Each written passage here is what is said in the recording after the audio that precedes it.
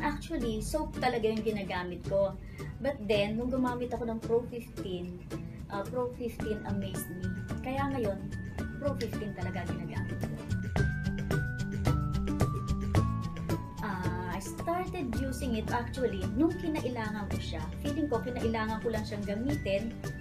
So, that was the time na tinuloy-tuloy ko na.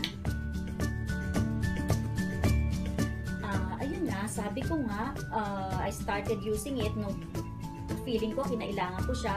And then, maganda yung naging resulta sa akin eh. So, talagang tinuloy-tuloy ko na siya.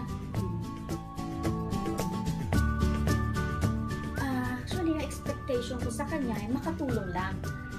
Siyempre, knowing na food supplement siya, basta good for the body. So, ganun lang ako eh. Basta good for the body, tinitake ko. So, yun lang. Gusto ko lang makatulong sa katawan ko siya. Oh yes. Okay, ganito yun. Kaya nga, nag-start akong gumamit ng Pro 15, nagkaroon ako ng, naka-encounter ako ng food poisoning. So, yung food poisoning, takot ako talaga dyan kasi nagkaroon na din ako ng ganyang experience before.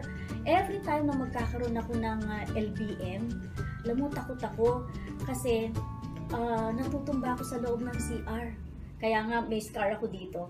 So, produkto ito ng pagkatumba ko sa loob ng CR. And then, nung time na yon, masama talaga yung pakiramdam ko.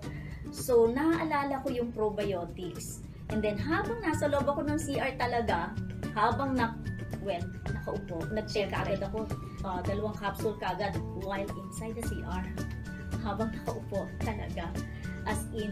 So, ayun, after taking 2 capsules, medyo gumanda talaga yung pakiramdam ko. Unlike before, sa mga dati kong ginagamit, iba talaga yung effect ng probiotic sa akin.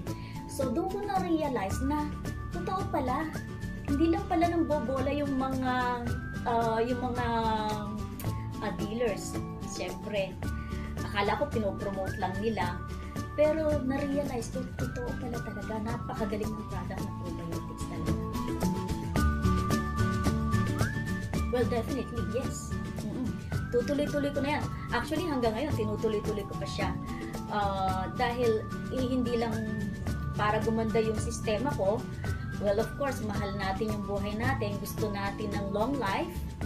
So, ayun, para manatiling healthy. Nire-recommend ko talaga yung paggamit ng probiotics. Okay? Hindi lang dahil na-experience ko, kundi gusto ko rin ma-experience nila kung gaano kaganda yung product na